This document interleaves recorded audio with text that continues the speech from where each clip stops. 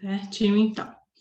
Gente, boa noite a todos. Eu sou Débora Santana, sou fellow de refrativa e córnea pela Santa Casa de BH. E hoje o tema da nossa aula, ele é um complemento da aula do Dr. Giovanni, né? Da semana passada, Dr. Giovanni abordou o diagnóstico, o tratamento de infecção e cirurgia refrativa. E hoje o tema que me coube foi se há evidências para o uso preventivo de antibiótico, né? Eu confesso, igual o doutor Reinaldo acabou de falar, né? Confesso que quando eu fui realizar uma busca mais apurada na literatura, nas bases de dados dos artigos científicos, eu encontrei pouca coisa sobre profilaxia antibiótica pré-operatória específica para refrativa, já é difícil no meio da oftalmologia, mas para refrativa ainda mais, né? Não são estudos robustos, eu pude perceber que não há um consenso definido realmente sobre o tema. Então, eu vou começar abordando o tema de uma forma mais generalizada. Eu encontrei esse guideline que foi desenvolvido por 12 especialistas de áreas variadas, tanto os médicos, infectologistas, cirurgiões, farmacêuticos também, que é uma atualização sobre profilaxia antimicrobiana em várias especialidades da medicina. Então, tem profilaxia em cirurgia cardíaca, torácica, procedimentos gástricos, coloretal, neurocirurgia e, é claro, também aborda a oftalmologia.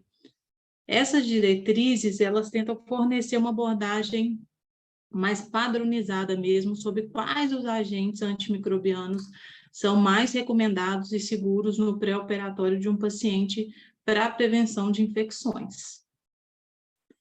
Então, nesse guideline, ele aborda cirurgias oftalmológicas diversas, incluindo o LASIK e o LASEK.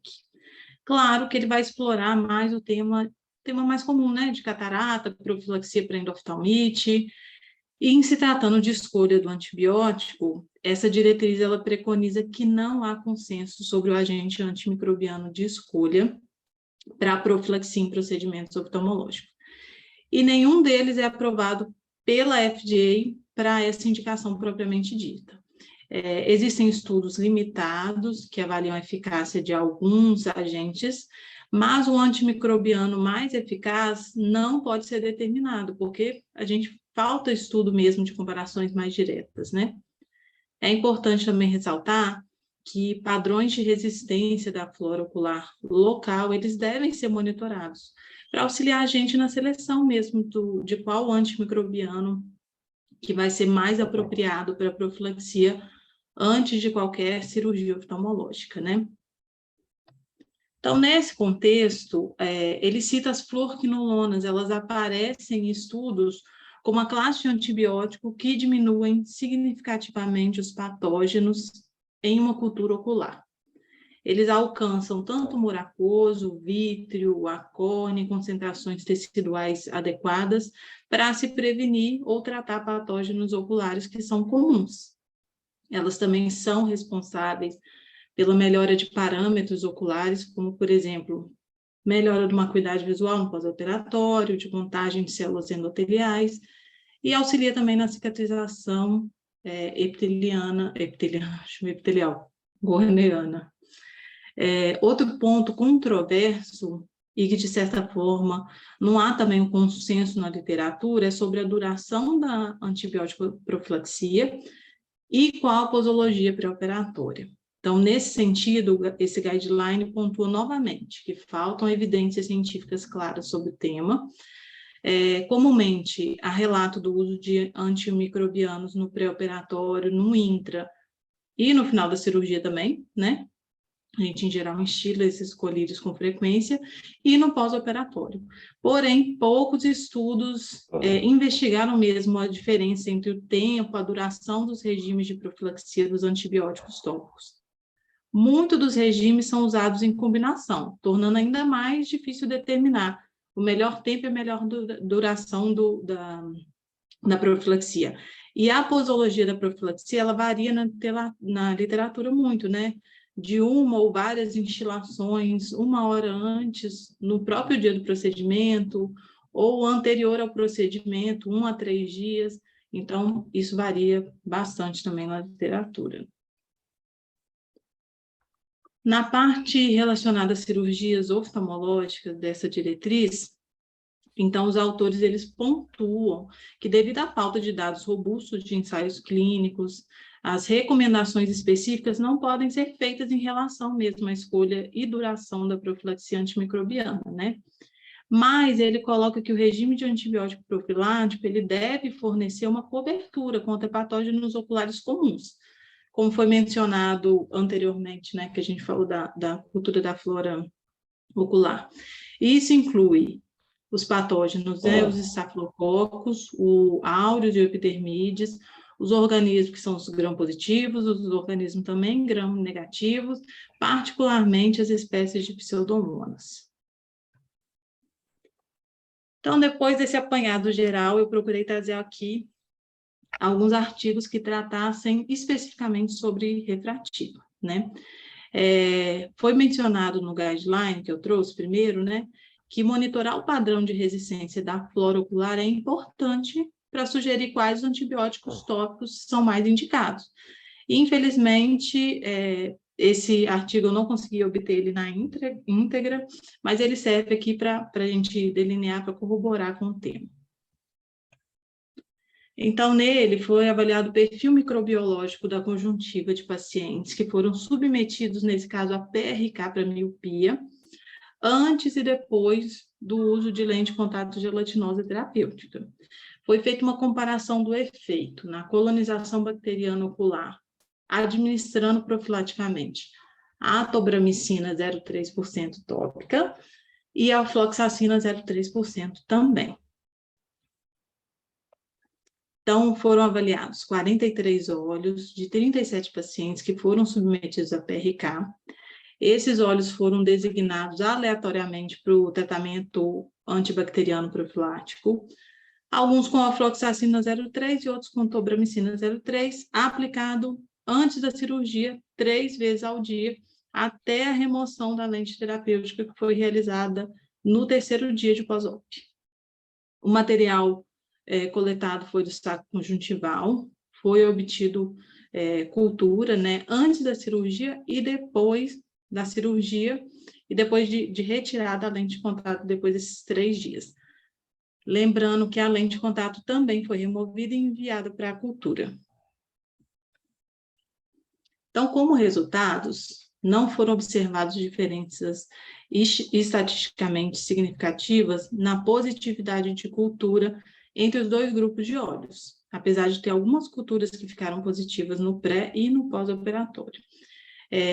No artigo também, ele coloca que apenas um dos olhos que foi usado a ofloxacina, ele desenvolveu um infiltrado corneano, mas foi periférico e cicatrizou completamente, com o uso de antibiótico e corticoterapia. Então, como conclusão, o artigo refere que o uso de lente de contato gelatinosa terapêutica depois do PRK, tanto com o uso de tobramicina quanto de ofloxacina, foi bem tolerado.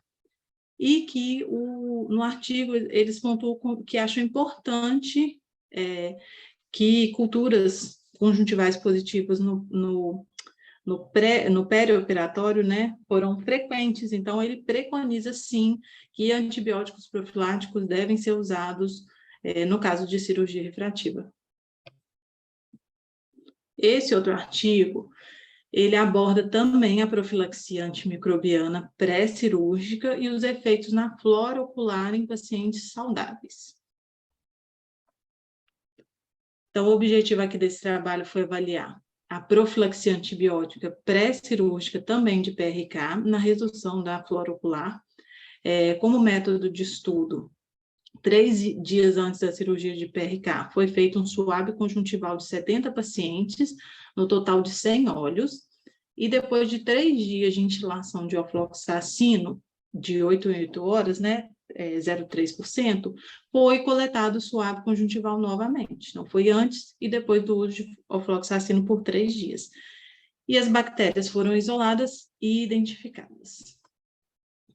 Então, dos 100 óleos coletados, o resultado que predominou, né, teve predomínio das bactérias gram-positivas, mais especificamente do Staphyloepidermides e do aureus, foram cultivadas em 69% e 25% dos óleos das amostras, As espécies, tiveram 2 espécies também cresceram, como Peptococcus e Peptostreptococcus, que foram encontradas em 22% e 14% dos óleos.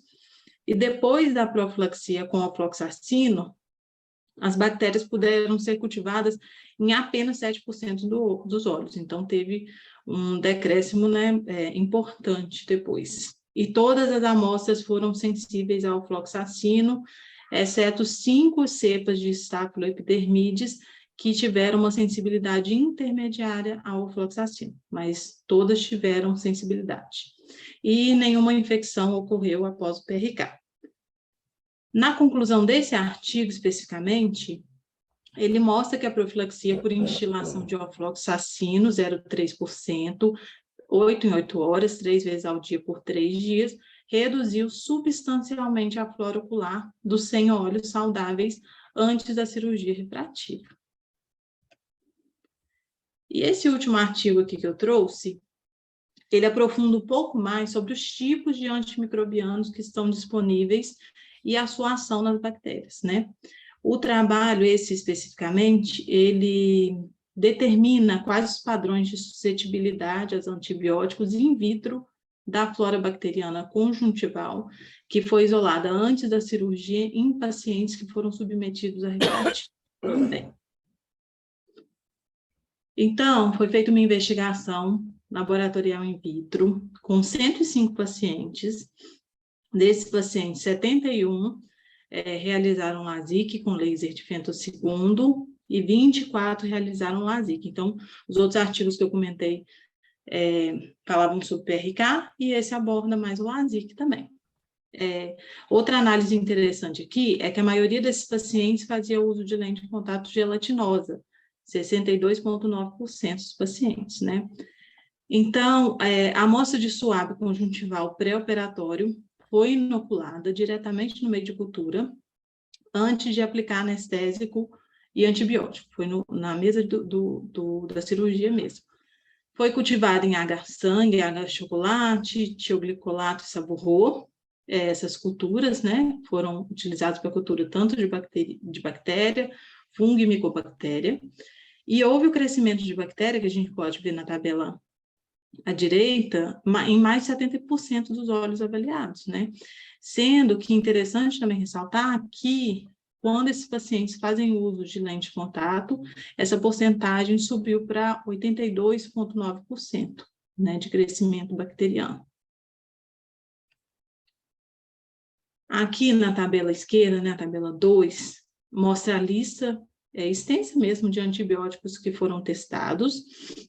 No trabalho, ele analisa principalmente as fluorquinolonas. No quadro do lado, a gente pode ver que ele destrincha, né, os patógenos que cresceram na cultura, sendo que, mais uma vez, os gram-positivos são a maioria, com 82,9% dos óleos presentes, e desses, os Staphylococcus coagulase negativa foram os mais prevalentes. Lembrando que os Staphylococcus coagulase negativa são a causa mais comum, né, de infecção nosocomial. Outro dado importante a ser lembrado é que cirurgiões mais experientes, né, em geral, eles operam também colegas médicos ou pessoas que trabalham, né, em hospitais e que trabalham em centro cirúrgico, em ambiente hospitalar, e que, em geral, são também portadores de bactéria meticilina resistente, que nesse estudo tem uma relevância, né? São 31,4% dos óleos. Então, essa tabela, eu achei ela muito interessante, que ela mostra para a gente, de forma muito prática, alguns conceitos interessantes que a gente pode pontuar, né? Primeiro, o que a gente vê escrito aí como MIC, ele quer dizer concentração inibitória mínima, né? Que é a menor concentração que foi usada do antibiótico para conseguir inibir o crescimento bacteriano. Aí eu grifei em vermelho com a linha mais fininha o MIC 90, que mostra para a gente, né, quando houve inibição do crescimento de 90% dos isolados bacterianos que foram testados. Então, quando a gente compara o MIC 90 dos estafilococos, coagulase negativo, olha como que a concentração para inibir o crescimento bacteriano de quem é meticilina suscetível é muito menor do que nos meticilina resistentes, né?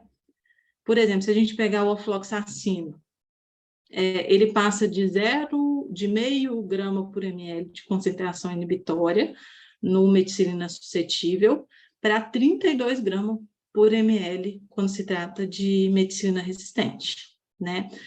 Isso tudo leva o quê? Leva a gente a resumir que pacientes que não têm contato com o ambiente hospitalar, quando ele faz uso dos colírios, todos funcionam muito bem, né? Para controlar a flora ocular dele. Mas quando a gente está tratando de pacientes, então, que frequentam o centro cirúrgico, ambiente hospitalar, e são meticilina resistente, a gente pode observar que os antibióticos ficam muito mais, a sua ação fica muito mais resistente, realmente, né?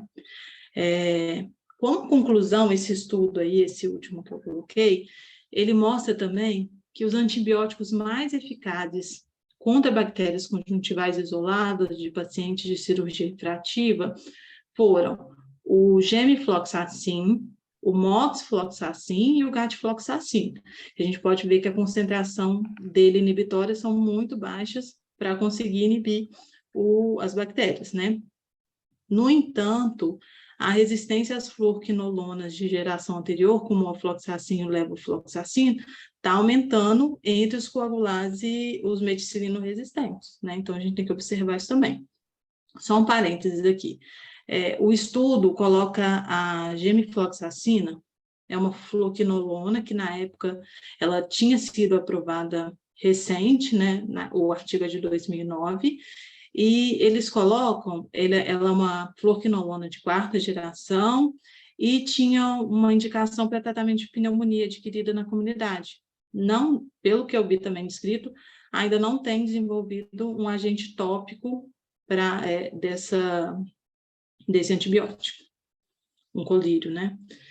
Então, para finalizar, esse artigo propriamente dito, ele aponta que pode ser uma opção terapêutica usar as fluoroquinolonas, principalmente as mais recentes, em pacientes submetidos à cirurgia refrativa ocular, para reduzir as infecções, como no caso, principalmente dos meticilino resistentes, né? Resistente à meticilina.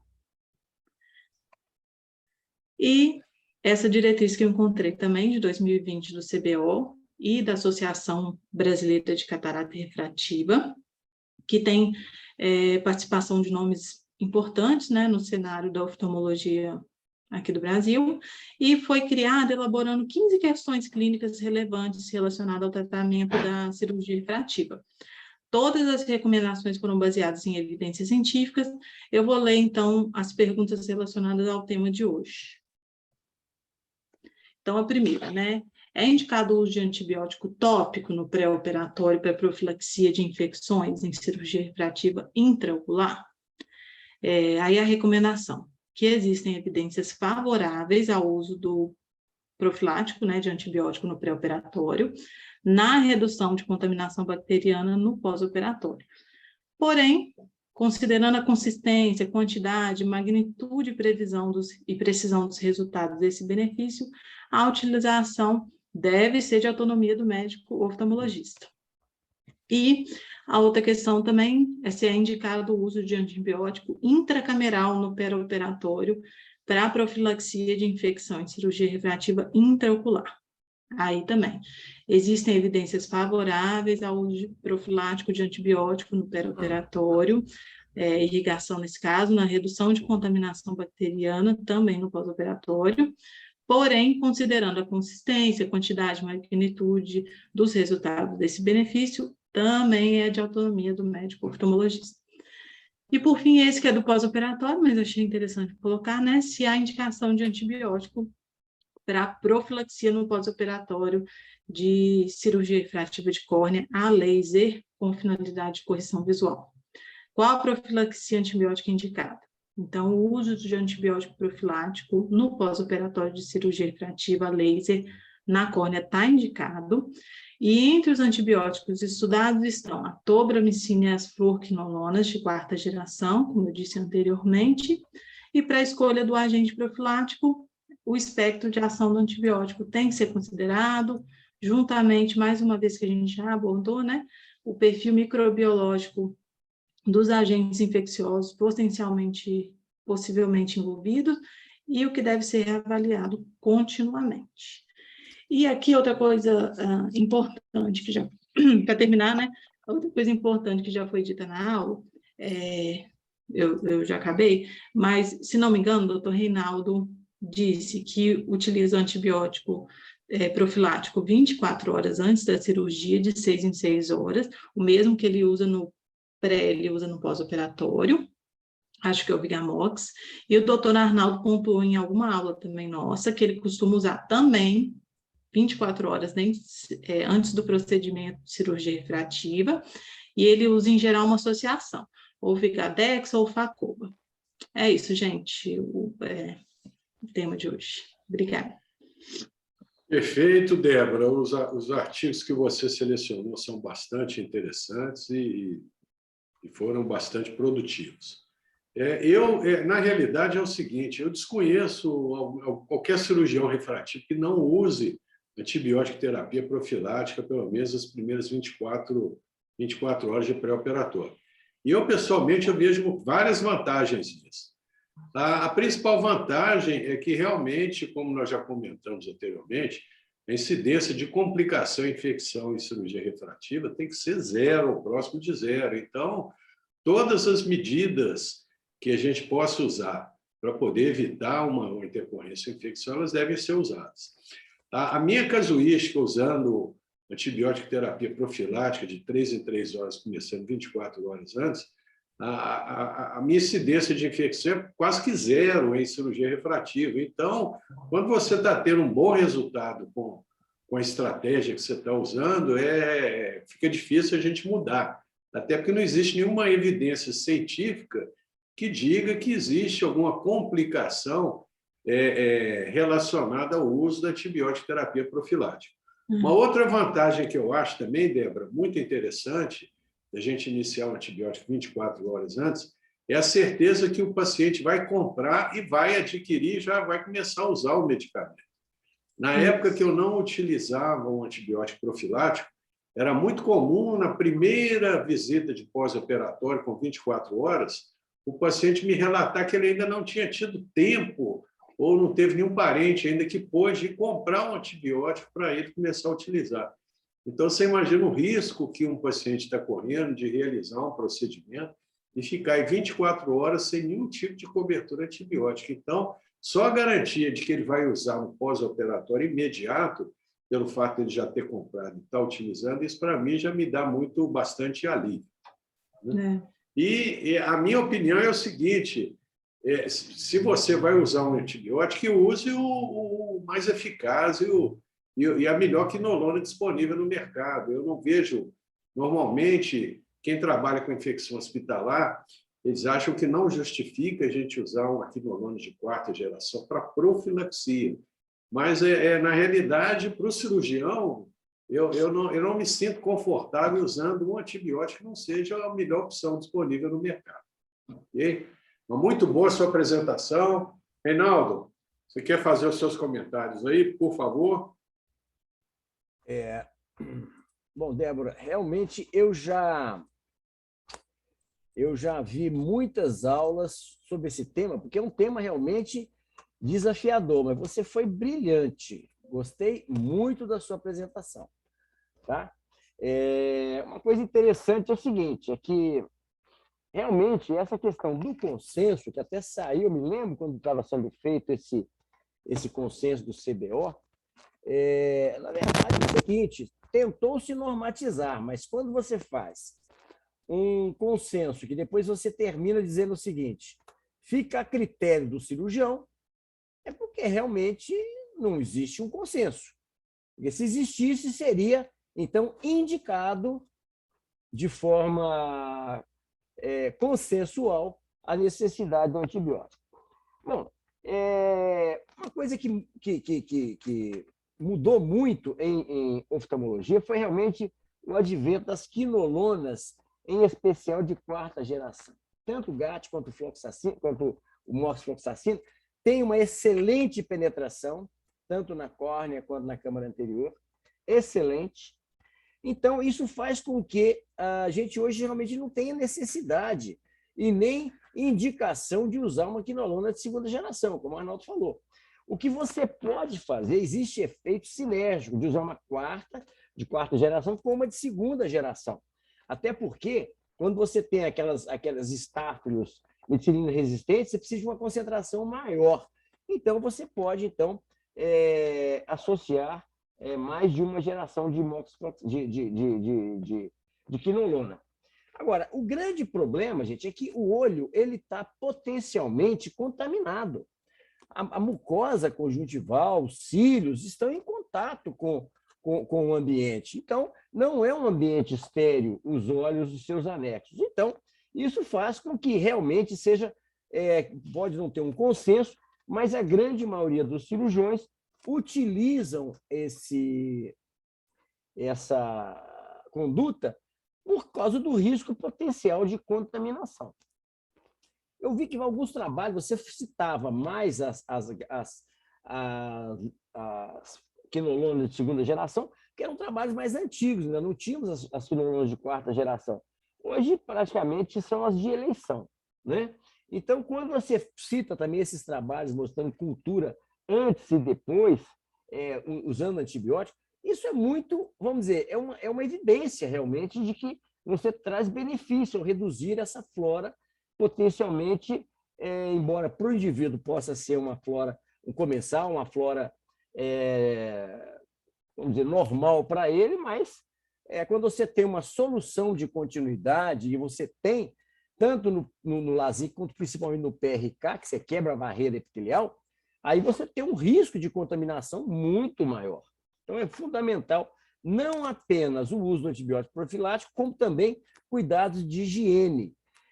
Quem me acompanha lá na Ocular Laser vê como que são as orientações pós-operatórias. Eu friso muito a questão de lavar as mãos. Pode ser uma coisa, para nós é muito intuitivo. Lavar a mão é uma coisa normal, mas para o paciente não.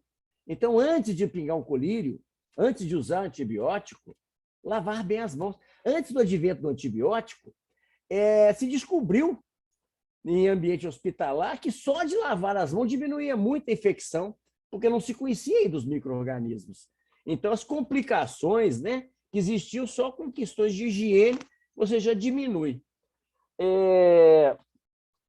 Achei muito interessante também você mostrando aquele quadro, mostrando a necessidade de maior concentração do antibiótico, você conseguir um MIC 90, no caso dos meticilina resistente, que são exatamente aqueles micro-organismos que estão mais prevalentes nas pessoas que frequentam hospitais, né? Enfermeiros, médicos. Então, é importante de ter essa informação para a gente ter, além do cuidado, né, de profilaxia, a gente também orientar o colega que tem que tomar muito cuidado quando voltar às suas atividades de não tocar os olhos, né? E eu sempre dou uma licença para o médico ou para o profissional de saúde que trabalha em hospital, até que eu tenha certeza que aquela barreira epitelial já está totalmente cicatrizada.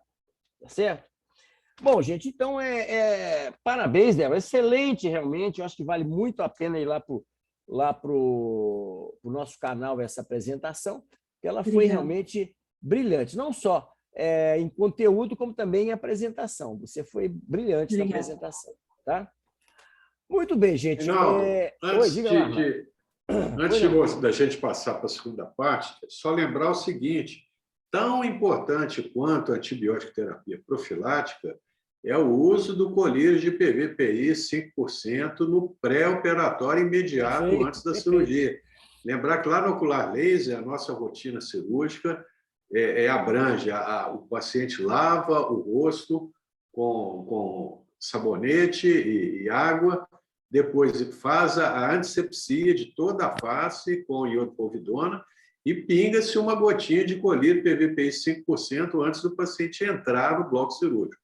O PVPI no pré-operatório imediato ele é tão importante quanto a antibiótico terapia profilática. Okay? Não esquecer isso. Então, vamos lá, Reinaldo. Bem lembrado. Viu? Isso aí também é realmente É uma rotina muito importante. Bom, então vamos lá, gente. Como o Arnaldo falou, eu também não tenho experiência em tratamento de infecção, porque, felizmente, eu já tive muitas complicações, como vocês podem ver nesses casos. Mas infecção comprovada, eu tive um caso que foi sugerido uma infecção e acabou não sendo infecção, e era um infiltrado estéril. Então, realmente, a minha experiência com infecção irrefrativa ela é zero, graças a Deus, né? Então, eu vou mostrar para vocês, então, alguns casos de pacientes onde nós vamos fazer aquele exercício. Operamos ou não operamos? Já que eu não tenho caso de infecção, então nós vamos aproveitar e continuar aquela sequência. Vejamos aqui o próximo caso aqui. Tá. Então, vamos esse caso aqui. Quem que vai apresentar para nós, Arnaldo? Vamos convidar a doutora Débora, que já está. Pronto. Está com o microfone na mão? Vamos lá, Débora. Uhum. Eu não estou vendo a tela, peraí. Não, exatamente. Eu tenho tá. que compartilhar, né, gente? Sou eu que estou vendo aqui. Então, 285, então, ok. Então, Arnaldo, vamos compartilhar essa tela aqui. Está liberado, Reinaldo, para o seu compartilhamento aí. Espera aqui.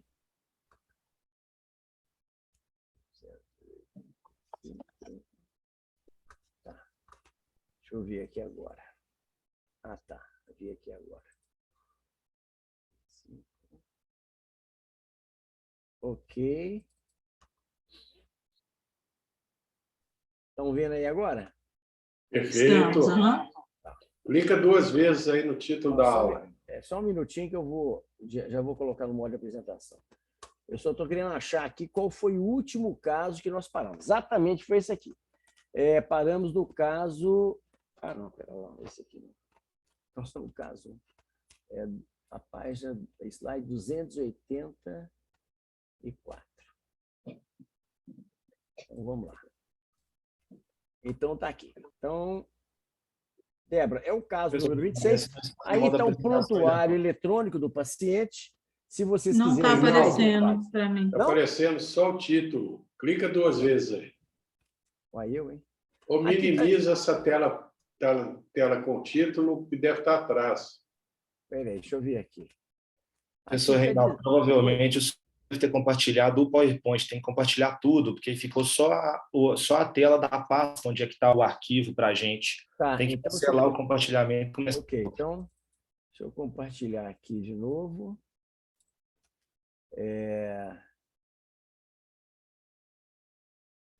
Aí agora vocês estão vendo? Ainda não. Não, ainda continua. E agora aqui. Vamos ver aqui. Estão vendo agora? Ainda não, Reinaldo. Não? Ué. A gente está vendo só a pasta que fica o arquivo. Tá. Não então, deixa eu fechar tudo aqui e começar de novo. Aqui. Aqui. Tá. Agora acho que vai. Agora eu acho que vai. Agora a gente consegue ver. Uhum. Perfeito. Vamos em frente. Tem que abrir a tela de início aqui tudo. 284. Então, vamos lá. Ok. Então, tá aqui. Então, esse aqui é o caso, o prontuário está aí. E esse aqui é o caso. Débora, vamos lá. Tá.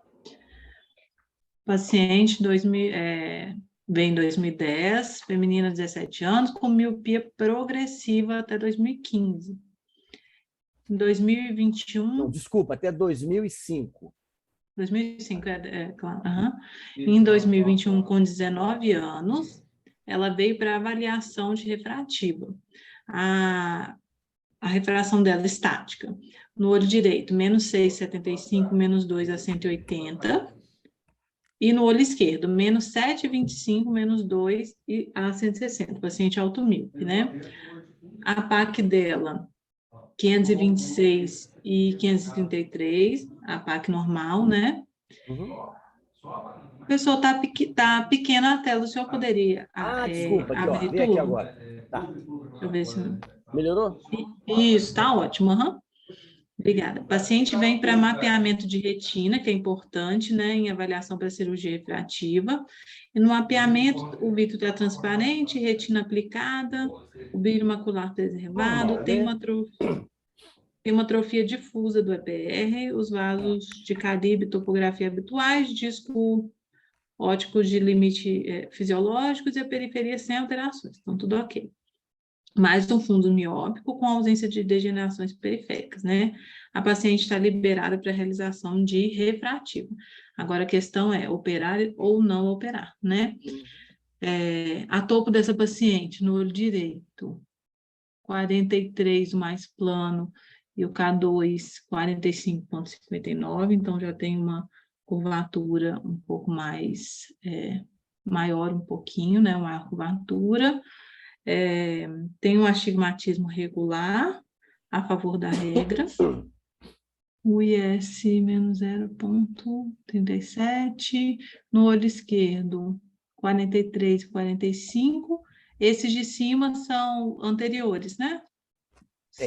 Aqui é o seguinte, ela fez uma topografia em 2019. 2019, isso. E o outro é de 2021. Exatamente. Em 2021, continua no mesmo padrão, né? 43, e todos 45. os índices, eu já comentei com você, gente, normais. É importante. Vários topógrafos, eles são muito semelhantes assim, em termos de eficiência, mas é importante que eles têm diferenças, os índices, né? Os algoritmos de predição de ceratocone. Cada fabricante tem um determinado algoritmo. Uns usam o Rabinovich, outros usam o Kleist, outros usam o Moeda. Então, é importante que você familiarize com o seu topógrafo. Esse topógrafo, já comentei com você, esse aqui é o Medmont, ele é muito sensível. Qualquer alteração topográfica, ele começa a dar esses índices amarelos ou vermelhos. Quando você tem o índice todo verde, é porque é muito normal a topografia. E foi repetido em 21, e os índices continuaram. É muito raro isso aí. Vocês vão ver. Vocês observem nas topografias subsequentes, dificilmente vocês vão ver uma topografia com todos os índices normais. Sim. Você está vendo alguma coisa aí que preocupa, alguma coisa que chama atenção? Você operaria ou não esse caso? O K2 dessa paciente está acima de 45, né? 45, mas é uma topografia. Quando você tem um astigmatismo, é normal você ter o K máximo, né? O K2 um pouco acima, né? Porque é a diferença entre os dois. Você tem uma córnea 43 ali de K1, então 45, 45. Porque ela tem 2 de astigmatismo, então realmente. Exatamente. A gente tem que começar a preocupar quando a gente ultrapassa 47, 47,2 já é um sinal de alarme. Tá? 45 aí já está a favor. Está ótimo. Ok. Então, o astigmatismo é regular, a favor da regra, simétrico. Eu acho que eu operaria essa paciente, né? A topografia, você observa, que é muito importante. A gente vê se o eixo topográfico, que é o do K1, ele bate com o da refração. Isso, 178. Aqui está dando 178, aqui na refração é 180. 180. Na esquerda é 160, aqui está dando 173. Está ali próximo, né? Mas e aí? Operaria ou não? Operaria. Tem algum fator de risco aí que você levaria em consideração? É um paciente automíope, né? E que tem o fundo miópico. Mas não tem lesões predisponíveis. O que nos preocupa é o paciente que tem uma degeneração miópica que leva a uma baixa de visão, alteração de polo posterior, quer dizer, a acuidade 0,9 é boa. Né, lesões de periferia, tudo isso aí nos preocupa. Agora, o paciente que tem uma acuidade visual normal, é um paciente que tem uma alta miopia. E o que mais? Você tem alguma coisa aí que te preocupa nesse caso? Ou a pupila, professor, 7,4? Perfeito. Olha a pupila dessa paciente. Acima de 7, né? É uma pupila grande, né? Isso sempre, gente, a gente deve valorizar. É difícil você pensar em fazer uma ablação com uma zona óptica acima de 6,5. Agora, 6,5 com uma pupila de 7, não é nada assim absurdo, não. É razoável, tá? Seria um motivo dessa paciente ter queixas escotópicas, principalmente por causa das aberrações esféricas induzidas por um grande aplanamento. Mas a pupila pode agravar mais essas queixas noturnas. Tá. A questão é essa: operar ou não operar? Ah, tá acima de 7. A Débora aí? Quer alguém quer dar algum pitaco aí junto com a Débora? Professor, a minha sugestão, nesse caso, seria, até por conta da alta metropia, eu pensaria em estender um pouquinho para a tomografia de córnea. E, além disso, eu gostaria dos índices de Handelman também, por conta da idade do paciente, a questão da paquimetria, para a gente ver como que isso pontuaria no quadro dela. Como é que seria aqui? Vamos tentar aqui lembrar aqui os critérios de Handelman. Sempre que a gente tem uma pulga atrás da orelha, a gente deve chamar o Handelman, tá? Ótimo. Vamos considerar isso como uma coisa. Então, é o seguinte, essa paciente tem padrão topográfico. Vamos lá, padrão topográfico. O que vocês estão achando aí? Um dela é um Boltai simétrico. Boltai. Simétrico? Normal. Ou parece uma discretamente leve simétrico. assimetria superior, né? Uma Superior. leve assimetria superior. Então, seria Assimétrico. Boltai assimétrico. um Boltai assimétrico, seria, então, o índice 1. Tá certo? Uhum. Em relação à idade. A idade entre 18 e 21 já é 3. 3. Então, vai 3. vendo. 4. Uhum. A paquimetria é abaixo de 510? O dela... Não, é acima. Então, continua com o índice de 4. A Lei refração visual. melhor corrigida é acima de 8? O olho esquerdo, quando você olhar o equivalente esférico, vai dar, né? Sim. Se você olhar o equivalente esférico, você tem acima de 8. Então, é o índice 1 também. Então, nós temos o índice de Handelman 5. 5 é. Para LASIK. O Handelman não avaliou para PRK, mas é um índice. É alto risco. Né?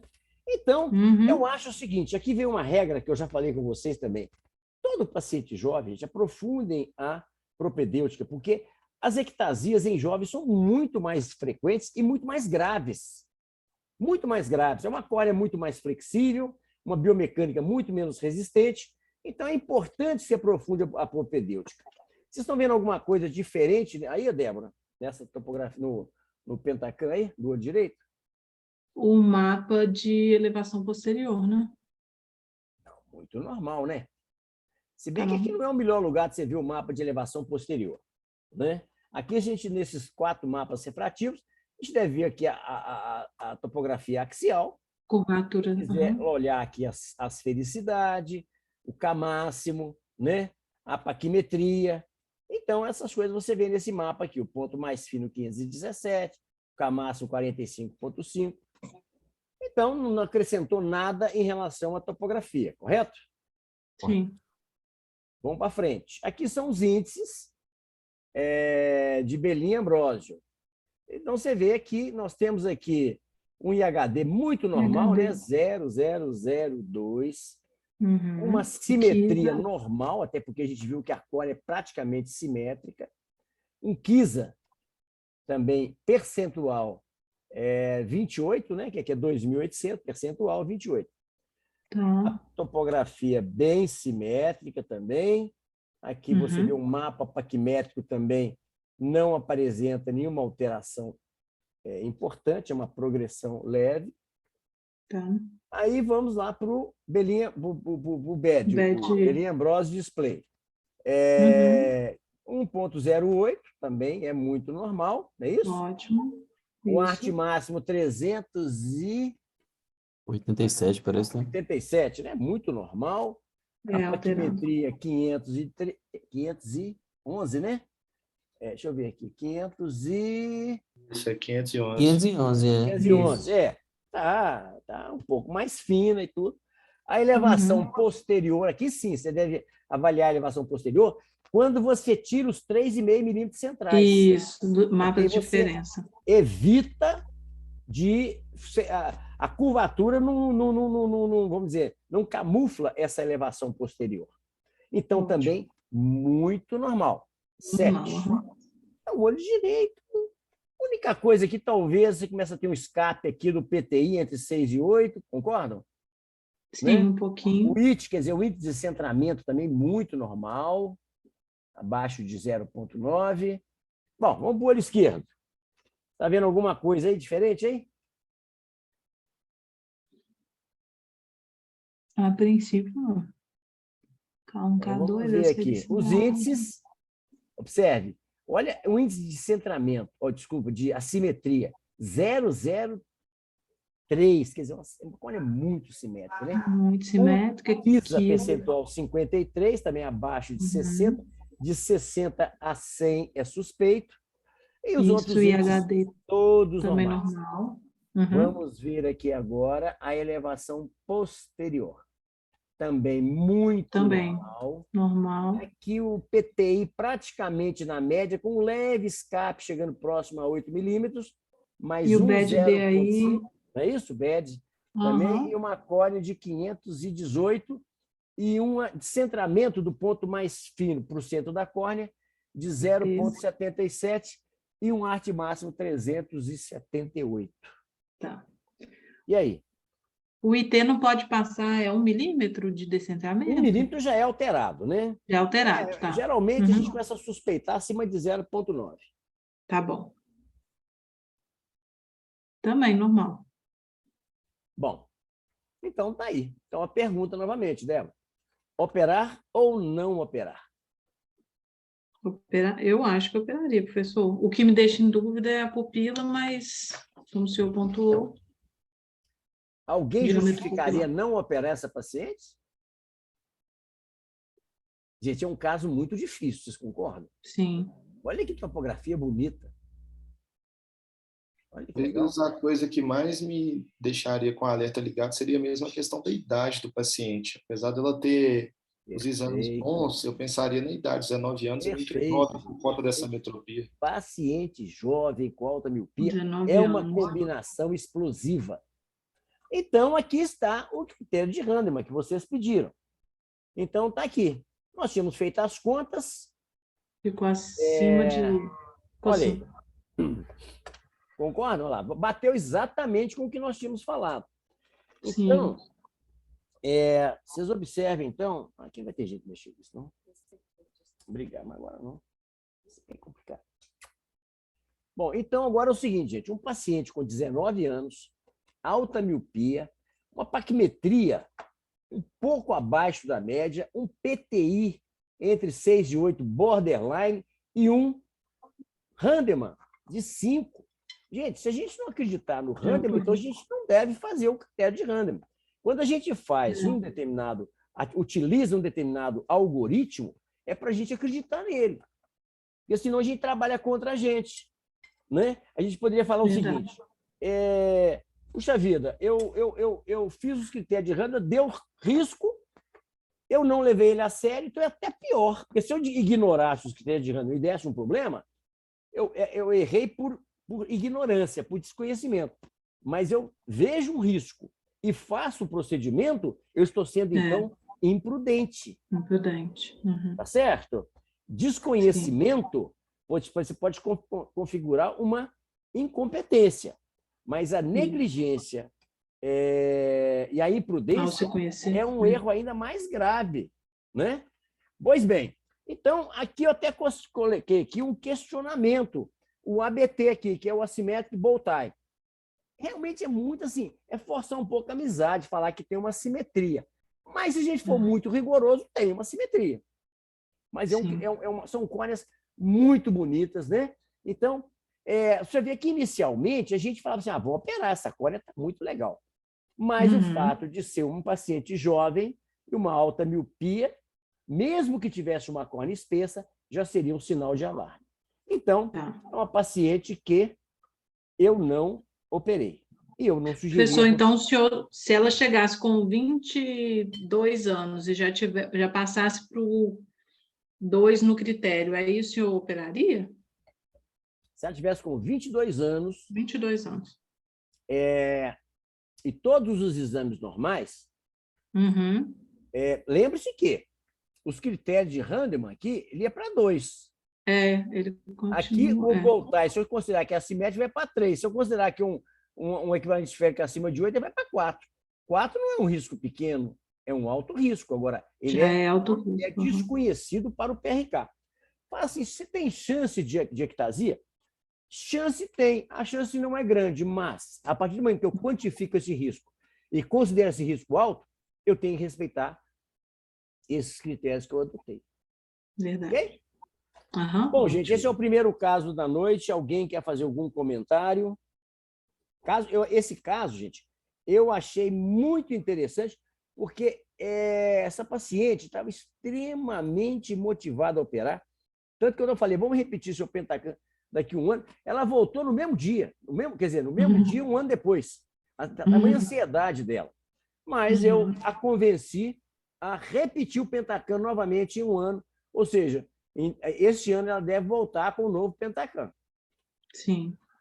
Professor, uma dúvida que eu fiquei aqui, que foi colocada aqui nos critérios de Randeman, o que pontua mais aí no caso é a idade. O senhor tentaria conduzir essa paciente até ela chegar lá nos 26 anos para ficar mais confortável, caso tivesse uma manutenção dos padrões do Pentacan?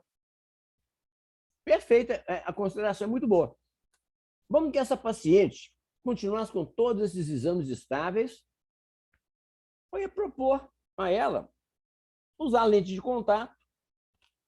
Às vezes ela até se adaptaria com lente de contato e às vezes nem queria operar. Eu daria a ela uma alternativa, porque o que ela queria era ficar sem óculos. Tentaria levar essa paciente mais para frente, porque esses dados, paquimetria vai mudar? Não, não vai mudar. A topografia vai mudar? Ela pode mudar para pior, que é uma topografia muito boa. Os índices do Pentacan podem mudar? Teoricamente, sim, mas não deve mudar grande coisa. Então, o que vai mudar nessa paciente, em termos de risco, é a idade. Então, eu tentaria levar essa paciente com os lentes de contato durante mais alguns anos por segurança dela. E minha, evidente. Né? Mais algum comentário, gente? Ou vamos passar para o próximo caso? Reinaldo, esse caso é muito interessante, porque ele ilustra realmente o que a gente vê com muita frequência no nosso consultório. É aquele paciente com 18, 19 anos de idade, com alta miopia, e muitas vezes com um componente de astigmatismo importante, querendo operar de qualquer jeito. Então, a prudência, normalmente, paciente com equivalente de menos 8, 19 anos, o bom senso nos diz que esse paciente precisa ser acompanhado aí, pelo menos até os 21 anos de idade, para que a gente realmente tenha certeza da estabilidade da sua refração. Nós estamos vivendo uma verdadeira época de epidemia devido às telas eletrônicas, de alta miopia aí nos adolescentes e miopia progressiva. Então, eu concordo 100% com você que essa paciente ela precisa ser acompanhada pelo menos até os 21 anos de idade para que a gente realmente tenha certeza da estabilidade da refração dela.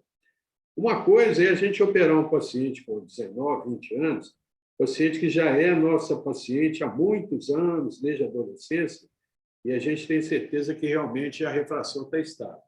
E uma outra coisa é a gente operar um paciente de 19 anos que muitas vezes é a primeira vez que está consultando com a gente e nem sempre as informações que eles nos passam têm muita confiabilidade. Muitas vezes, naquela ansiedade de querer operar, ela muitas vezes fala que a refração já está estável durante muito tempo, quando, na realidade, muitas vezes não está. Então, eu concordo com você que o melhor é aguardar pelo menos até os 21 anos de idade. Ok, e tem um outro fator muito de bom risco esse caso. Tem um outro fator de risco aqui também, gente, que eu não citei, mas que deve ser relevado. Um eixo um pouco oblíquo, hein, gente? Olha aqui, 160. Aqui na topografia, tudo bem, está 173, mas a refração já começa a mostrar, quem sabe esse eixo vai ficar mais oblíquo ainda. Mas, de toda forma, então, a conduta nesse caso aqui que eu adotei foi de expectante, aguardar mais um pouco, o paciente vai, possivelmente, se não puder operar, se não quiser continuar usando óculos, de repente tentar uma lente de contato. Esse aqui é um outro caso, o prontuário aqui é 45472. Quem vai apresentar esse caso para nós, Arnaldo? Vamos convidar o doutor Matias para comandar esse caso. Vamos lá, Matias. Então, mais uma vez, boa noite a todos. Paciente em Boa noite. 2015, comparece à primeira consulta, masculino, 14 anos. Usou lente de contato gelatinosa durante vários anos. Em 2021, esse paciente veio para avaliação de cirurgia refrativa. Na estática, ele tinha menos 3,75, menos meio a 65 e menos 2,5, menos meio a 150. Acuidade visual em ambos os olhos de 1. Apaquimetria de 555, 569. Quando a gente vai para a avaliação da topografia dele, é um paciente que tem uma curvatura de 42,48 por 43 e 42,87 por 44,24. No olho direito dele aqui, tá um pouco ruim a imagem, mas eu acredito que seja um Boltai assimétrico mais truncado. E no olho esquerdo a gente tem um Boltai também assimétrico, oblíquo, com astigmatismo oblíquo, que confirma também o astigmatismo dele na refração. Nesse caso, assim, já acenderia uma luz vermelha mesmo, pensando em questão da idade desse paciente, essa córnea irregular, já não pensaria em operá-lo, mas ampliaria minha propedêutica até para tomografia, para ter mais fundamento na contraindicação desse procedimento. Matheus, ele tem uma córnea de 555, 569. Você vai preocupar com esse paciente com uma córnea com essa espessura?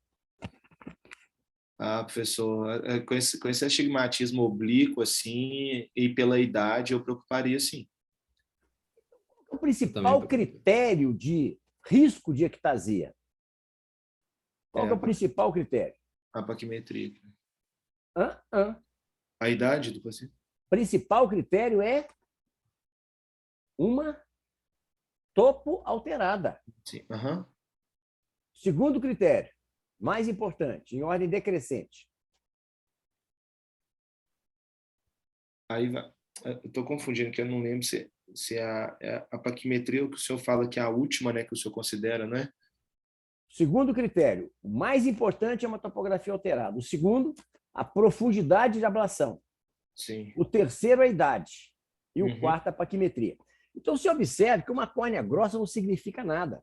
Sim. Uma córnea fina significa muito, mas uma córnea grossa não significa muito.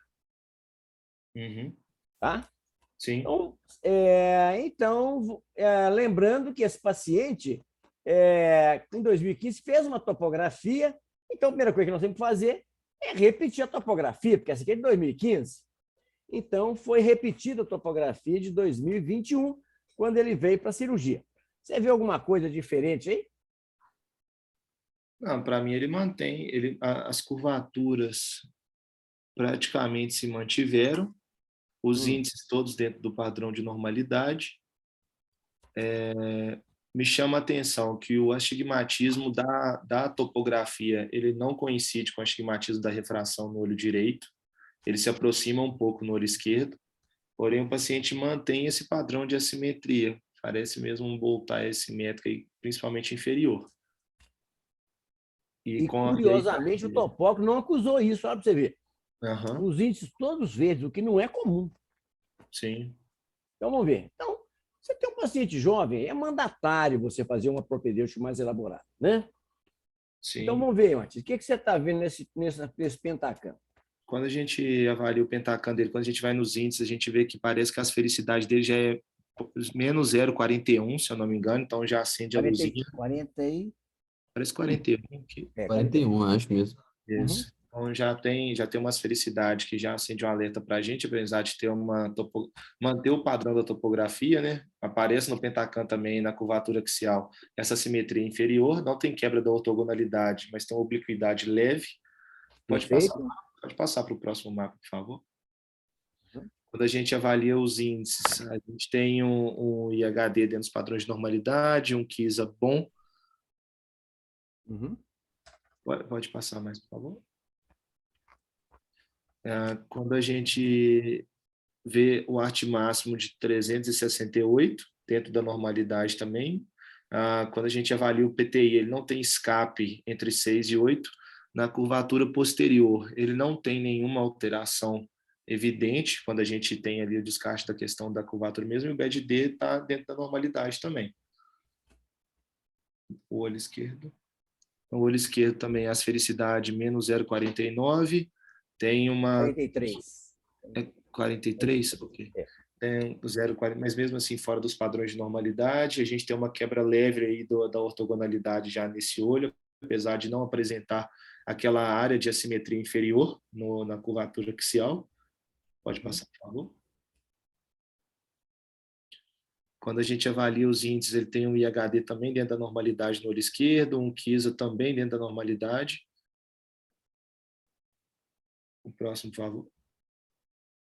Quando a gente vê a curvatura posterior do olho esquerdo, a gente vê que já está assim, tá dentro da normalidade, mas já é um pouco diferente do olho direito. Ele tem um escapezinho leve no PTI entre 6 e 8 e tem um BED-D dentro da normalidade. O arte máximo do paciente é 400, mas o IT dele já é 0,99. Então, aí, alerta ligado mesmo. Não pensaria em operar esse paciente nesse momento, não. Bom, então aí tá. Aí eu coloquei lá os índices mais importantes do Pentacam para a gente poder estudar esse caso. Operar ou não operar, Matias? Eu não operaria esse paciente. É muito importante, quando a gente vai falar com o paciente, a gente não vai operar, a gente tem que dizer por quê. Sim. Você fala assim, eu acho que você não deve operar, isso para o paciente não significa nada. Sim. O paciente também acha um monte de coisa. Ele quer, mesma coisa de um piloto do avião, falar para os passageiros, gente, eu acho que não dá para pousar aqui, não. Imaginou que situação? Pô, se ele não acha, se ele acha, se ele não tem certeza, eu estou numa situação ruim demais. Então, é importante que a gente quantifique para o paciente risco ou segurança. Sim. Eu lançaria a mão, mais uma vez, dos índices de Hahnemann para quantificar esse risco. Perfeito. Então, aí a gente entraria, igual a gente discutiu no nosso paciente passado. A gente teria um Boltai assimétrico, pontuaria 1. O leito residual desse paciente seria acima de 300. Chama atenção a questão da idade. Ele tem uma córnea com uma espessura acima de 510, então a gente tem um ponto com mais 3, 4 pontos, e seria isso, ele pontuaria em 4, certo? A gente não tem o risco quantificado para o PRK, mas acenderia o alerta principalmente em questão da idade. Então, observe o seguinte, gente, que ele tem aqui, no olho direito, ele tem um Boltai muito assimétrico. Quando ele tem um Boltai muito assimétrico, a gente pode até começar a pensar num estipo inferior. Né? Mas, de toda forma, se a gente considerar também um Boltai assimétrico, a gente estaria com a idade 4. Sim. Só o fato de ser 4 já nos deixaria bastante inseguros. Então, quando você mostra isso para o paciente fica mais tranquilo no seguinte sentido: eu não vou procurar uma segunda opinião. Sim. Então, vamos deixar esse paciente ter mais idade, vamos ver o que vai acontecer com essa córnea, para a gente poder fazer uma cirurgia. Gente, quando custa a nossa paz, é muito caro. Sim. Então, não operar, repetir o Pentacam, para, inclusive, avaliar se está havendo uma progressão dessa simetria. Perfeito. Ok? Alguém quer fazer algum comentário sobre esse caso? Não, é só porque eu acho interessante, professor, que é igual o caso passado, a gente acha que parece um exame muito inocente, se a gente não fizer os critérios, realmente a gente pode fazer uma cirurgia e se complicar depois. Então, por isso os casos são importantes por isso. Perfeito. Então, a gente deve valorizar os critérios de Hahnemann, porque ele leva em consideração o parâmetro mais importante de risco de ectasia, que é a topografia. É verdade. Tá certo? Sim. Então, tá. Arnaldo, você quer fazer algum comentário sobre esse caso? Rinaldo, concordo sempre, sem nada a acrescentar. Paciente jovem com esse aspecto topográfico. O melhor é aguardar mesmo e pronto. Ok, então vamos mais um casinho aqui. Esse aqui é o prontuário 64018. Beleza. Quem vai apresentar esse caso para nós agora? Doutor Giovanni, com certeza. Sim. Vamos lá, Giovanni. Então, paciente, 25 anos, usuário de lente de contato rígida gás permeável, suspendeu o uso devido a desconforto. Na refração dinâmica, estava olho direito mais 2, com menos 2,5 a 170, cuidado visual de 1. Olho esquerdo mais 2, menos 2,5 a 10, eixo a 10, cuidado visual de 1. Refração estática. Olho direito mais 3,75, com menos 2,5, eixo é 174, 20, 20. Olho esquerdo mais 4, menos 2, 75, eixo a 10, 20, 20, menos 2. Janeiro de 2021, iniciou o uso de lente de contato rígida gás permeável asféricas com boa tolerância, né? Você ficou, Paquimetria e então, tablet... praticamente um ano, né? Usando lente de contato. Mas chegou no final do ano, Isso, ele voltou querendo fazer cirurgia de novo. certo. Paquimetria 550 AO. Né? Então, aqui na topografia de córnea do direito, tem o K1 de 42,33 a eixo A4, o K2 46,08 a 94, tem o índice de assimetria SAI alterado, SRI alterado também, tem uma certa assimetria inferior também. No olho esquerdo, é um K1 de 42,99, K2 de 46,24, já com os índices ali limítrofes, né? E também tem essa questão dessa simetria inferior. Giovanni, só lembrando que quando você faz tratamento de hipermetropia, você faz com cilindro positivo. Certo. Então, na verdade, você vai tirar na córnea ali mais 1,25 com mais 2,50, eixo a 90, né? Praticamente. Então, hoje, eixo 80. Então, se você não tira nada no centro da córnea, ok? Praticamente nada.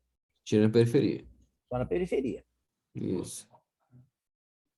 Em novembro de 2021, veio para avaliação da refrativa, refração dinâmica, olho direito mais 2,5, com menos 2,5 a 170, cuidado visual de 1, olho esquerdo mais 3, com menos 2,5, eixo a 10, cuidado visual de 1. Operar ou não operar? Então, na minha opinião, como o paciente tem essa certa simetria inferior, por mais que na hipermetropia a gente abre superior. Lembrar que uma simetria superior, ela é digna de nota porque temos cone superior. Agora, ela é muito menos importante na medida que você não tira no centro da córnea. Por isso que o caso é desafiador. Eu te pergunto, se você não vai tirar nada no centro, qual que é o risco de ectasia num paciente desse? Uma córnea de 550 micra? É uma espessura boa, né? Assim, boa risco não, menor. ótimo, né? Excelente.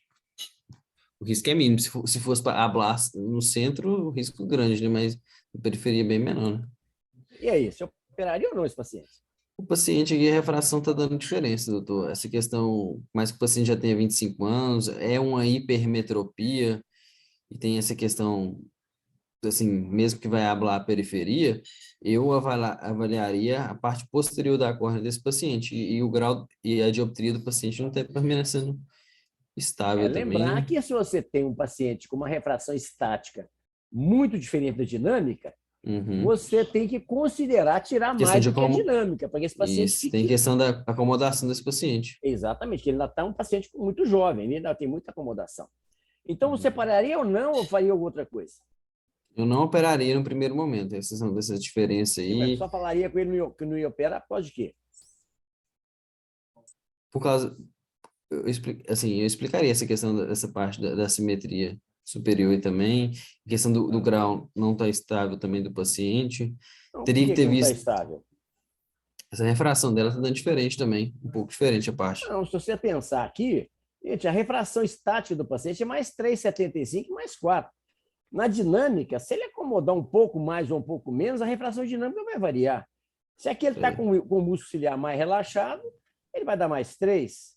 Se ele contrair o músculo ciliar, vai dar mais 2. Por mais que ele não tenha... Está muito estável.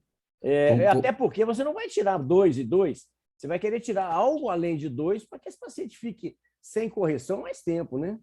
E essa pupila dele também? Pupila 8 e 10. 8 e 10, essa simetria. A gente tem que pensar o seguinte, uma pupila de 10 só vai acontecer se esse paciente tiver sido dilatado. Provavelmente esse paciente foi feito uma dilatação na hora de fazer a topografia. Não existe uma pupila de 10 dinâmica, a menos que ele tenha uma síndrome de Hertz-Avalia, mas uma pupila de 10 é quase que uma midríase total. Possível de ter, né? Então isso aí foi porque o paciente foi dilatado, né? Não, certo. Assim, mas por questão assim, de segurança do paciente também, e a gente tem que sempre lembrar que em relação à hipermetropia, a gente sempre conversa com o Dr. Arnaldo também, assim, Normalmente a gente opera pacientes hipermétropes, assim, normalmente com LASIK, normalmente, esses mais baixos até, tudo bem, mas normalmente pode ter uma regressão dessa hipermetropia ao longo do tempo, né? Uhum. Então, Não operaria? no primeiro momento, eu não operaria ele. Alguém operaria esse paciente?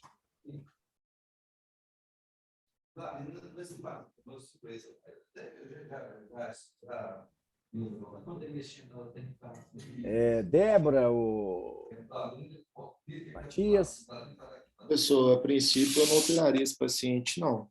qual a Até razão? porque a gente sabe que a hipermetropia regride um pouco mais, então a entrega do resultado estaria comprometida, a não ser que a gente aproximasse muito da refração estática, igual o senhor Principalmente com a colocou. idade, né?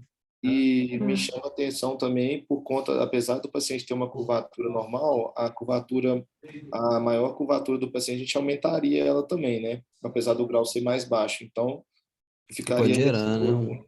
Então, gente, o grande problema, aí você matou a charada, o grande problema desse paciente, gente, é você ter uma córnea muito curva. Agora, o problema da córnea muito curva, você tem que lembrar o seguinte, que você não vai aumentar mais essa curvatura máxima, você vai aumentar a Mínimo. curvatura mínima. Esse Uhum. paciente vai ficar alguma coisa em torno de 46 dos dois olhos. Certo. Tá certo? Então é o seguinte, gente, um paciente com 25 anos, se você entregar para esse paciente uma, vamos dizer, uma não necessidade de óculos durante 10 anos, esse paciente vai ficar muito feliz, porque é a idade onde o óculos traz mais desconforto para o paciente. O paciente, quando ele começa a ficar presbita, ele já vê todos os amigos dele, todas as amigas usando óculos, ele já não vê aquele óculos com tanta resistência. O grande problema é você ser totalmente dependente do óculos. E um caso desse aqui, você fazer aqui 2,5, 3, você não vai tirar nada no centro. Essa córnea é muito tranquila, uma cirurgia dessa é muito tranquila. Agora, evidente que se fosse uma hipermetropia aí de 6, 7, qualquer coisa, a gente ia ter muita regressão. Mas, se esse paciente quiser ficar e você orientar que ele vai ficar um bom tempo sem óculos, é lógico que eu não vou tirar 2, eu vou tirar um pouco mais e, em alguns casos, quando o paciente fica míope, eu passo um hidriacil para o paciente ficar usando algum tempo até que ele relaxe o seu músculo ciliar. O que não dá é um paciente com mais 2 e mais 4 e você fazer só a dinâmica. Esse paciente, em poucos anos, vai estar usando óculos de novo. Em parte, porque tem uma pequena regressão, e em outra parte, porque a presbiopia dele, quer dizer, a amplitude de acomodação diminui. Arnaldo, você quer fazer algum comentário? Reinaldo, eu concordo com você. O paciente jovem, hipermétrope, se tiver que operar, tem que ser LASIK, e realmente é o perfil de paciente que já não pode prometer nada para ele, porque eventualmente pode regredir, ele pode voltar a usar óculos ou lente de contato. Não, e tem que ser orientado que vai voltar, né? A gente tem que orientar ele, você vai voltar a usar óculos. Essa sexta-feira agora, eu operei um paciente hipermétrope que realmente eu já acompanho ele há muitos anos, sabe? Ele tem uma esotropia acomodativa, tinha um componente de astigmatismo importante também, e o sonho dele realmente era fazer a cirurgia, porque ele era totalmente dependente de óculos, não se adaptava com lente de contato, e realmente, assim, ele é aquele paciente que a gente marca para voltar com 6 meses, ele volta até no mesmo horário, tão ansioso que ele está com relação à cirurgia. Esse paciente foi operado, eu fiz um LASIK nele, consegui positivo na sexta-feira. No sábado, no consultório, ele chorou de alegria, porque estava com visão 20/20 e quis... Ortofórico, né? Ortofórico, quis tirar uma opção de foto para colocar, para mostrar para os amigos. Então, esse perfil de paciente, realmente a gente muda a vida dele. Então, se ele estiver ciente das limitações da cirurgia, de que ele não vai ficar totalmente livre de óculos, esse perfil de paciente, realmente eles ficam muito satisfeitos. Eu concordo com você, cada caso é um caso, então nós temos que avaliar individualmente cada caso. Eu não gosto, não é a minha principal preferência operar hipermétrope jovem, mas se precisar operar, eu opero, faço LASIK, e os resultados normalmente são excelentes. Você observa, então, gente, é isso. Ok, concordo, Ronaldo. Você observa que esse paciente, quando vê, gente, Ele já usava lente de contato e parou porque estava tendo desconforto. Eu insisti com ele para usar lente de contato. Você observa que eu não indiquei cirurgia. Eu voltei a orientá-lo para lente de contato, ou seja, a gente tem que passar para o paciente o que é melhor para ele. Só que o que é melhor para ele, às vezes ele não consegue, no caso da lente de contato, ele não conseguiu usar. Então, eu indiquei para ele o Fento Lasik, eu prefiro o Fento do que o Lasik, mas o Lasik com bico cerato também funciona e funciona muito bem. Professor, posso só aproveitar esse caso, até porque a gente tem uma demanda, uma disponibilidade, na verdade, de ver casos de hipermetropia numa menor quantidade. A programação do senhor nesse caso aí, como que seria na programação do laser? Ótima pergunta. Eu pego esse paciente, coloco ele no Grins e põe ele lá, por exemplo, nesse caso aqui, por exemplo, a diferença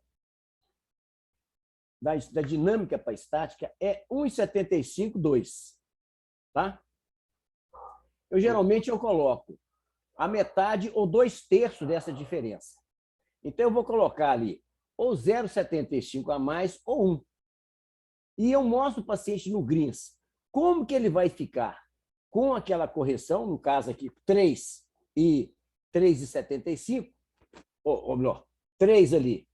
E você tem que lembrar que você tem que tirar o mesmo tanto dos dois, tem que deixar o mesmo tanto de resíduo refracional. Você não pode tirar diferente, não. Você tem que tirar a mesma coisa. Se você tirar 3 no olho direito e deixar 0,75, você tem que tirar 3,25 no olho esquerdo para ficar. A de acomodação tem que ser a mesma. Aí eu mostro para ele no Grins, ele vai falar assim, mas não ficou muito bom. Aí eu tiro o Grins, aí não vê nada. Eu falo assim, é assim que você vai ver no início. Eu vou deixar você com a visão um pouco embaçada até que o seu músculo dentro do olho relaxe, para que você possa se beneficiar da sua cirurgia mais tempo. Então é tudo conversado, gente. Tudo que é transparente, tudo que é conversado, não é caro. Para você chegar no dia seguinte, a tua visão está meio embaçada. É aquele pouquinho que o seu músculo ainda está contraído. Passa para ele um Midriacil para ele usar ali ao deitar, para relaxar o músculo ciliar dele. Esse paciente, naturalmente, esse músculo vai relaxando, porque quanto mais ele acomodar, mais embaça.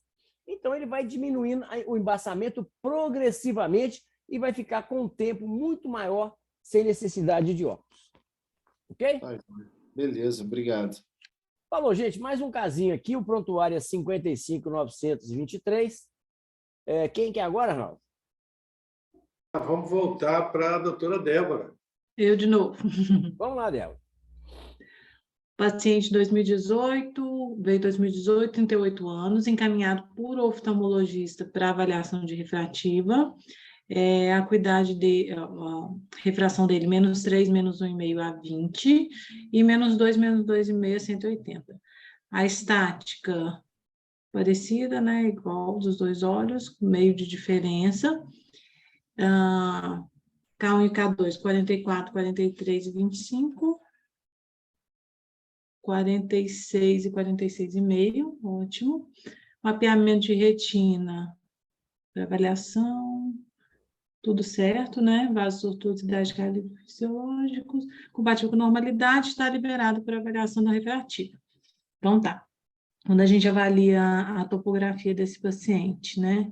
Já falei o K1, K2, o astigmatismo, o IS tem uma assimetria. Você é muito difícil esse topógrafo, dá todos os índices normais, tá? É uma exceção. Oi? Não entendi, professor. É muito difícil esse topógrafo, ele é muito sensível. Uhum. Ele é programado para dar falso positivo. Tudo quanto é alteração da topografia, ele está os índices tudo amarelo, vermelho, para a gente chamar a atenção. Isso é bom. Entendi. Tem o vermelho aí, né? É o índice de assimetria escleral. Assimetria, isso. Né? Tem uma assimetria superior aí, que aumenta a curvatura superior. E no outro também tem. Eu pediria um pentacam nesse paciente para elucidar melhor o caso. Bom. E você faria uma báscula? Qual seria o seu planejamento? Se você com 38 anos, é um pré-presbita, né? Faria uma báscula, sim. Diminuiu. Essa paciente trouxe um Pentacam. Eu não sei por que os índices não estão aqui, os mapas, porque às vezes o paciente vai na consulta, leva o exame, eu peço para deixar, para poder digitalizar, o paciente não deixa, e às vezes eu tenho apenas os índices que eu anoto no prontuário. E às vezes eu não tenho os mapas, tá? Mas aí estão os índices mais importantes do Pentacam. Mas aí a gente pode ver, né, que o BED-D está alterado, está 2,78 e 2,75. O arte máximo também está alterado, né? Está abaixo de 380, então já os índices estão normais em ambos os olhos. PAC também diminuída, né? 488, 492. Embora a PAC, o padrão ouro, seja ultrassônica, não a topógrafa do Isso, Pentacam, tá? tá. Uhum. Pelo BED-D e pelo arte máximo, não operaria esse paciente, não, professor. Tem 2 índices importantes, né? BED-D, média progressão paquimétrica da superfície corneana, alterado e o arte máximo. Não Alguém operaria, não. operaria esse paciente?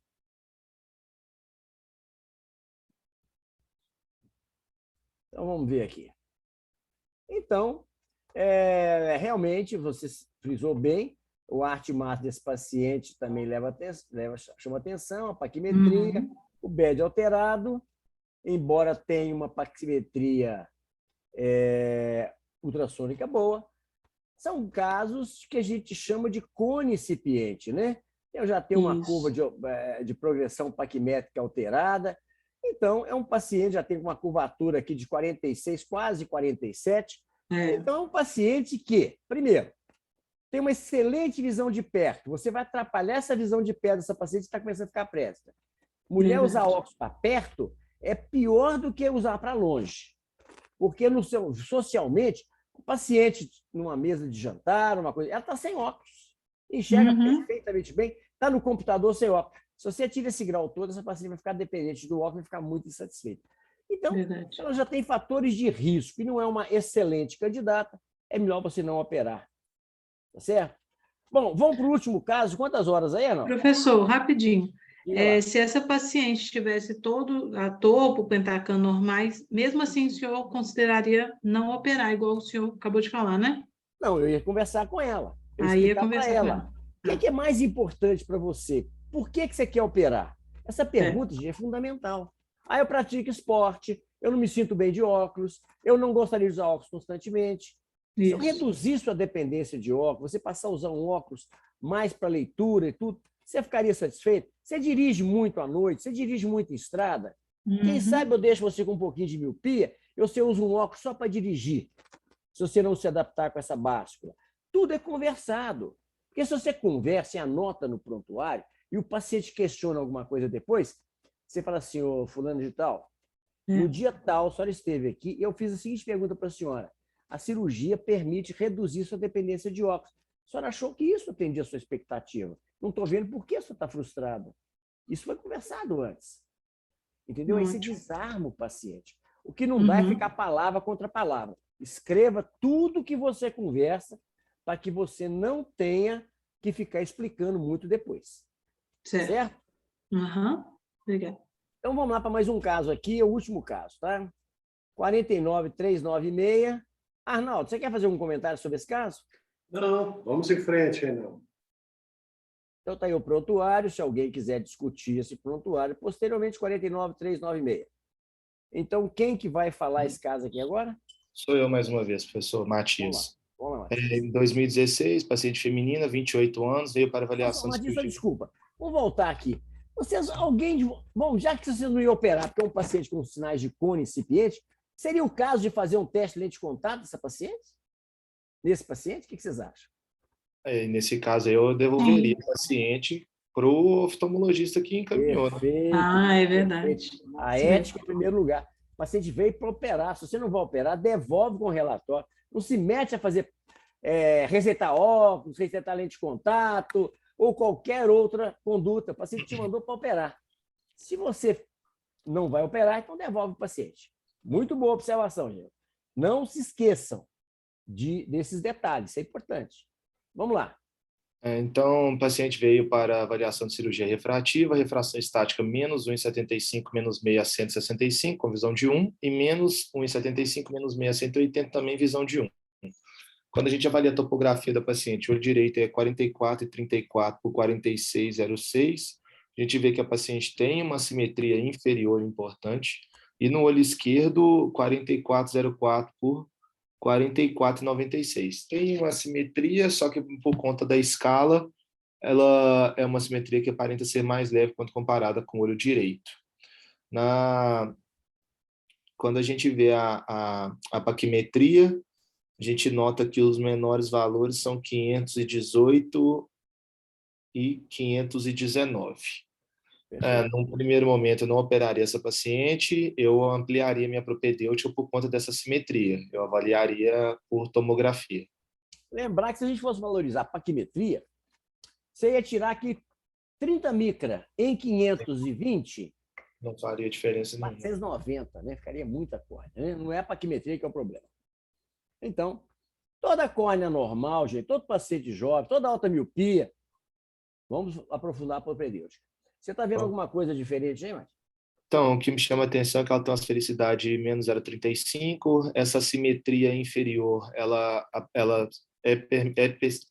também está presente, né, na curvatura axial do pentacam. A questão do astigmatismo, ele se mantém, mas praticamente o mesmo padrão da topografia. Então, eu gostaria de ver os outros mapas agora. Não tem quebra da ortogonalidade.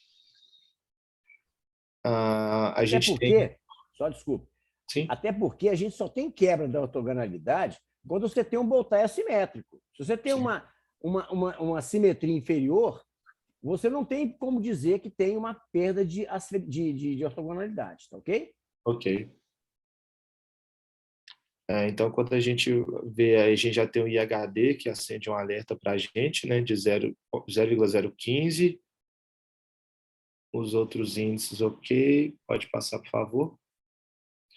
Quando a gente avalia, então, a curvatura posterior, nós temos os índices que estão dentro da normalidade. A gente tem um IT de 0,8, como a gente discutiu, a partir de 0,9 a gente já começa a preocupar. A gente tem um arte máximo de 393, então isso deixaria a gente um pouco mais tranquilo. Tem um escape leve entre 6 e 8 no PTI, com um BED-D de 1,23. Quando a gente vai para o olho esquerdo também traz para a gente uma esfericidade de menos 0,35, o padrão do astigmatismo se mantém quando comparado à topografia. Tem essa simetria inferior, um Boltai com a simetria inferior. O IHD, nesse caso, já está dentro da normalidade, né? Apesar de ser 0,001 de diferença. Pode passar, por favor.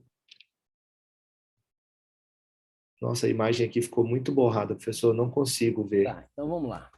Elevação posterior normal, arte máximo 425, IT 0,9, paquimetria 400, BED 1,12 dentro da faixa de normalidade do PTI na média.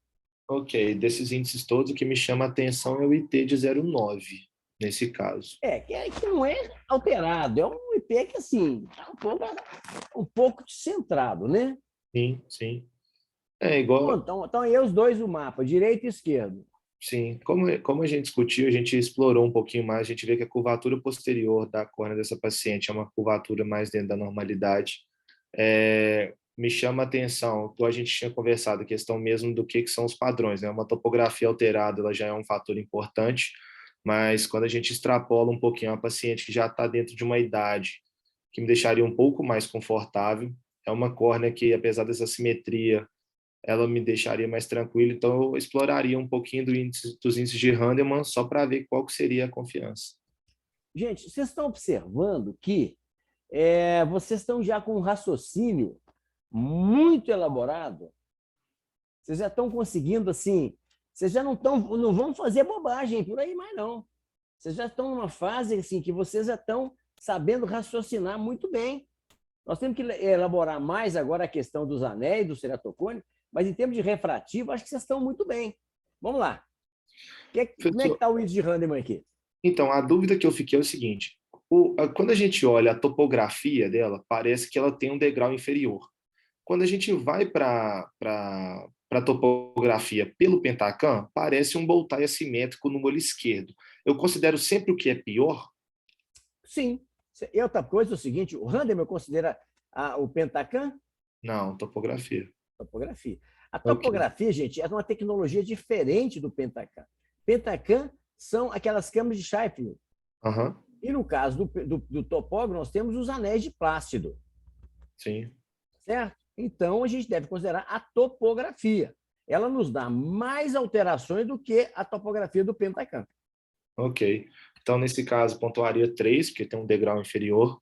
A gente tem um leito residual que seria maior do que 300, então continuaria com 3 pontos. A paciente tem 28 anos, então ela pontuaria mais 4 pontos.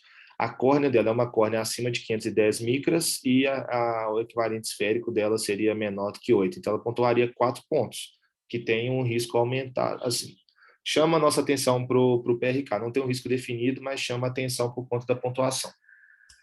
Lembrando que é micra, né? Plural Micra, de isso, desculpa. Isso.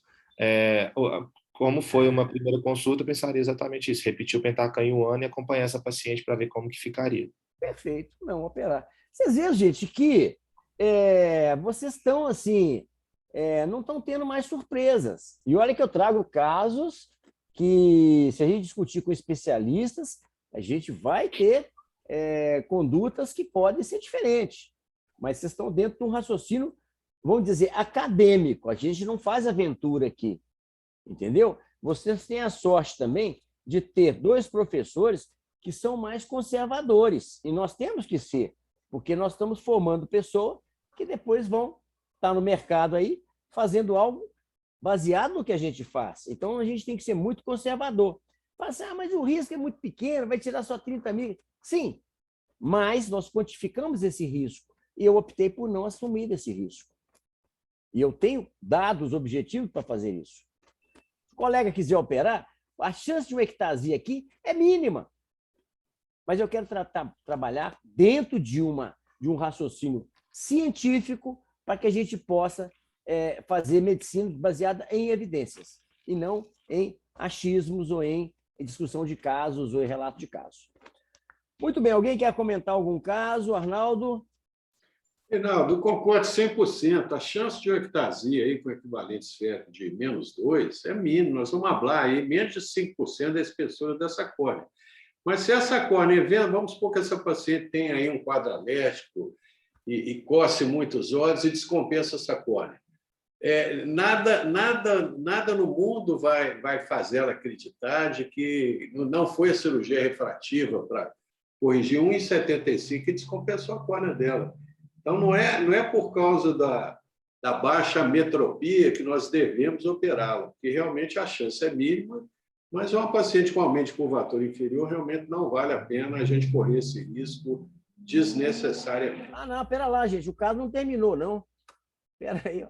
A paciente continuou aqui, ó. Vamos lá, quem estava discutindo aí? Matias. Então, Matias, vamos lá, Matias, não terminou, não. A situação em 2016. Okay. A paciente voltou em 2017, com 29 anos. E aí? A paciente voltou, então, com 29 anos para uma nova avaliação da cirurgia refrativa. A refração estática dela se mantém e a topografia dela mostra para... Assim, no olho direito se mantém, do olho esquerdo parece que mudou um pouco, a escala está no valor certo? Não, é porque são topógrafos diferentes, tá? Esse aqui okay. É um IMAP e esse aqui é um Medmonte. Mas a topografia são muito semelhantes. Ok. Assim, mais uma... A paciente, por conta da idade, os índices de Randeman vão dar a mesma pontuação para ela. Entendeu? Então, eu ainda esperaria. Orientaria e esperaria, né? Vamos ver o Pentacam também? Que eu pedi um novo Pentacam também. Vamos lá. Okay. As felicidades se mantêm, mantém esse degrau inferior no olho direito. Pode passar, por favor. O IHD mantém alterado, né? Que era alterado nesse olho direito. A gente tem aí ficou muito pequeno aqui, professor, mas parece 386 de arte máxima, se eu não me engano. 300 e... Nem eu estou vendo aqui, peraí. Parece que é 380, 390, alguma coisa assim. Ok, mas o arte máximo então dentro da normalidade, a curvatura posterior se mantém normal, ela tem o escape entre 6 e 8 no PTI, BED parece dentro da normalidade, não consigo ver daqui. 1,51. Já está chamando nossa atenção um pouco, né? O outro olho, no outro olho ela mantém esse voltar simétrico, essa simetria inferior, as fericidades se mantêm alteradas também. Quando a gente vai para o IHD que no exame anterior já não estava alterado, nesse exame já acendeu o alerta para a gente, ele ficou igual ao do olho direito.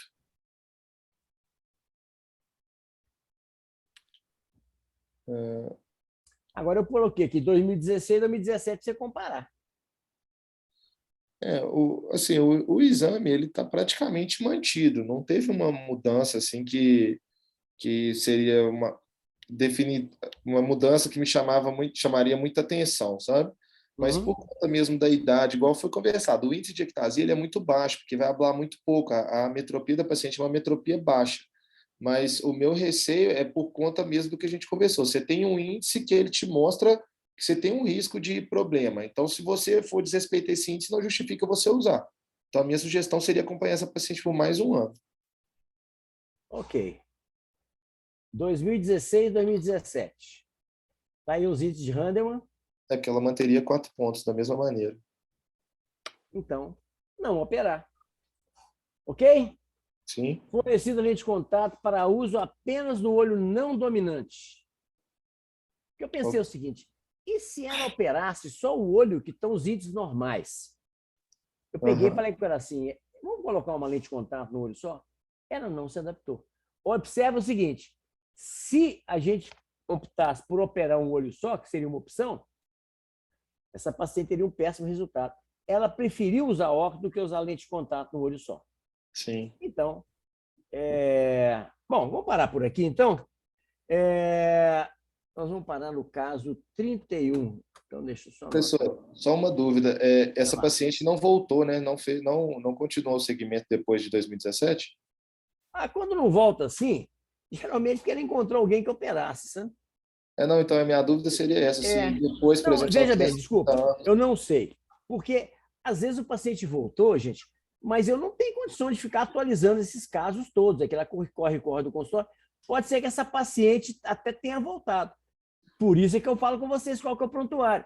Se vocês quiserem saber se essa paciente voltou e como é que ficou a evolução dela, é só vocês me perguntarem. Eu queria saber aquele prontuário tal. A gente entra no programa, vê o prontuário e vê se essa paciente voltou.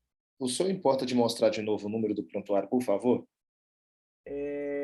Só vocês me perguntarem. Agora vocês têm que perguntar. A curiosidade tem que ser de vocês.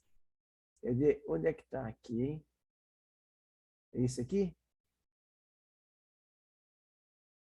49.396. É só, gente. Eu já comentei com vocês que a gente pode ter uma reunião extra só de discussão de prontuário. Esses casos, todos os casos são borderline, todos os casos são desafiadores. Então, aquele caso, será como é que aconteceu? Será que a cirurgia, poxa, a gente operou um paciente com grau alto, aquele anel, como é que ficou? Hoje chegou um paciente muito interessante, um menino de 14 anos, que ele chegou com 60 dias de pós-operatório, eu faço um controle de anel, e a família chegou, todo mundo com a cara torcida. O menino chegou e falou assim, minha visão não melhorou nada. Eu pensei, puxa vida, não melhorou nada. Eu olhei a topografia, eu olhei no caso 31.337. Só um minutinho aqui. Então, nós paramos no... Peraí. Epa. Como é que eu faço? Deixa eu anotar aqui. 31.337. Bom, aí o menino chegou 14 anos e falando o seguinte, minha visão não melhorou nada. Aí a família chegou toda assim, meio ressabiada, e eu falei assim, mas não pode. Aí eu peguei e vi a topografia. A topografia, gente, tinha tido um aplanamento absurdo. Era um ceratocone muito grave, unilateral. O outro olho, uma visão muito boa, não tinha indicação de anel. Aí quando eu vi aquela topografia, era 70 qualquer coisa, estava alguma coisa em torno de 45, 46, assim, não pode. Foi um anel de arco longo, 250 micras. Aí eu peguei e fui fazer a refração. Esse menino, que tinha uma visão muito pior do que 0,05, ou seja, 20/400, pior do que 20/400, ele estava com uma visão de 20/100, 20/80, sem correção, e chegou a 20/60 com correção.